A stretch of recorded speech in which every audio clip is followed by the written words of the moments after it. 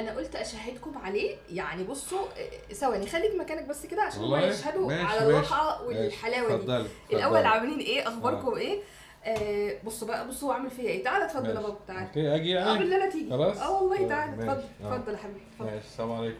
اهلا وسهلا. ازيكم عاملين ايه؟ كويسين اخباركم بخير الحمد لله. انت جايب ايه؟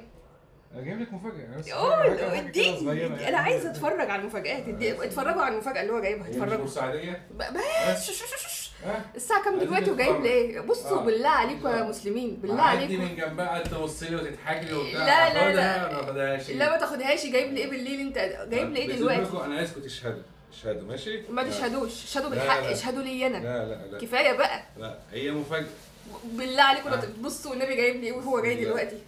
عشان انا هعيط. بيقول لي بورسعيديه بما انك بصوا بصوا تعال تعال يا حبيبي تعال. ايه رايك؟ مش شايفين؟ يعني بصوا جايب لي ايه دلوقتي وهو جاي. لا انا عايزه جوانتي. انا عايزه جوانتي. شوف ايه ده؟ انا عايزه اعيط يا عم. شطارة ايه؟ بصوا بقى انا جبت جوانتي. هلا ولا هلا.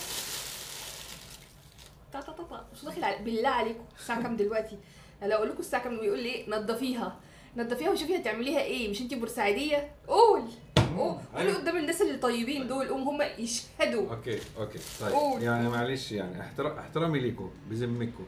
دي لو قدامك مثلا كده بتبص لك وتقول لك النبي خدني، والراجل يقول لك بالله عليك خدها وعلى ضمانتي، هتقول له لا طبعا؟ لا اقول له هاتها للست اللي في البيت الطيبه الغلبانه الشقيانه التعبانه.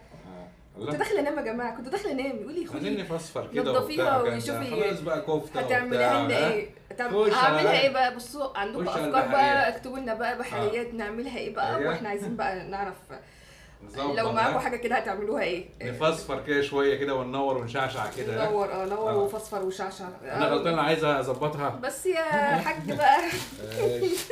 اما نشوف بقى. اكتبوا لي في الكومنتات هنعملها ايه، او ممكن لو معاكم تعملوها ايه. ادوني افكار برضو. انا بصوا في فكره في دماغي كده جامده اخر حاجه بس انا مش هقولها لكم. وعلى فكره دي ليها قصه كبيره برضو خلي بالكم يعني. ايوه انت اللي صايدها. واخد بالك؟ لا انت اللي صايدها. انت عارفه بقى خاتم سليمان اللي وقع منه في البحر؟ عارفه السمكه؟ طب يا جماعه احنا هنفتح بطن السمكه دي كده مع بعض ونشوف فيها جواها اثر ومذهبات ولا لا. عايز هو خاتم سليمان. انا مش هتكلم. انا حلمت بيها فلما لقيتها قلت بس ممكن نلاقي ايه. لا يا جماعه خلاص طالما حلمت بيها يبقى ان شاء الله نلاقي حاجه جواها كده تشيلنا من الحنه اللي احنا فيه ده. يبقى هو دوت بالظبط.